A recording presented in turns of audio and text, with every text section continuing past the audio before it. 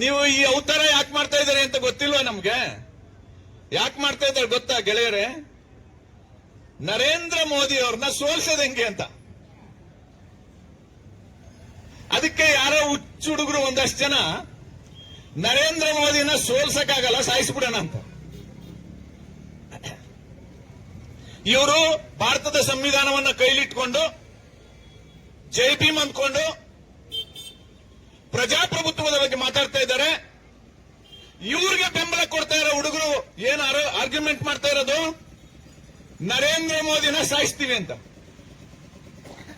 ಪ್ರಜಾಪ್ರಭುತ್ವ ಏನ್ ಹೇಳುತ್ತೆ? ನರೇಂದ್ರ ಮೋದಿನ ಸೋಲ್ಸು ಅಂತ. ಆದ್ರೆ ನೀವೇನ್ ಹೇಳ್ತಾ ಇದ್ದೀರಿ? ಅವನ್ನ ಸೋಲ್ಸಕ್ಕಾಗಲ್ಲ, ಸಾಯಿಸ್ಬಿಡೋಣ ಅಂತ. ಇದೆಲ್ಲ ವಿಡಿಯೋಗಳು ವೈರಲ್ ಆಗಿದೆ. ನಿಮಗೆ ಗೊತ್ತಿಲ್ಲ, ಒಂದಷ್ಟು ಮಾಹಿತಿ ಕೊಡ್ತೀನಿ. ನರೇಂದ್ರ ಮೋದಿನ ಯಾಕೆ ಟಾರ್ಗೆಟ್ ಮಾಡ್ಕೊಂಡಿದ್ದಾರೆ ಅಂದ್ರೆ, ಕಳೆದ 12 ವರ್ಷದಲ್ಲಿ ನರೇಂದ್ರ ಮೋದಿ ಅವರ ಆಳ್ವಿಕೆ ಕರಪ್ಷನ್ ಫ್ರೀ ಅಡ್ಮಿನಿಸ್ಟ್ರೇಷನ್, ಒಂದು ಲಂಚದ ಹಗರಣಗಳು ನರೇಂದ್ರ ಮೋದಿ ಅವರ ತಲೆ ಮೇಲಿಲ್ಲ.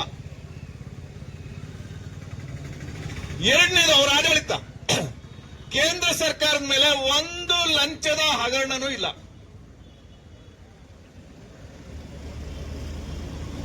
ಹೊಟ್ಟೆ ಉರಿ ಅಲ್ವಾ ವಿರೋಧ ಪಕ್ಷದವ್ರಿಗೆ? ಹೆಂಗಪ್ಪ ಇವ್ರನ್ನ ಹಿಡ್ಕೊಳ್ಳೋದು ಅಂತ. ಮೂರನೇದು,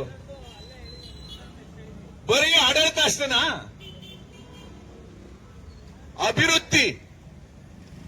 ಅಭಿವೃದ್ಧಿಯೇ ನರೇಂದ್ರ ಮೋದಿ ಅವರ ಮಂತ್ರ.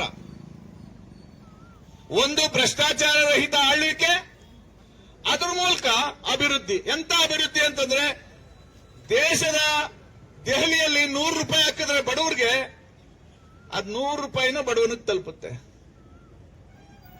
This is the kind of delivery system in our administration. ನಮ್ಮ ಆಳ್ವಿಕೆನಲ್ಲಿ ಇರ್ತಕ್ಕಂಥ ಡೆಲಿವರಿ ಸಿಸ್ಟಮ್ ಇದು.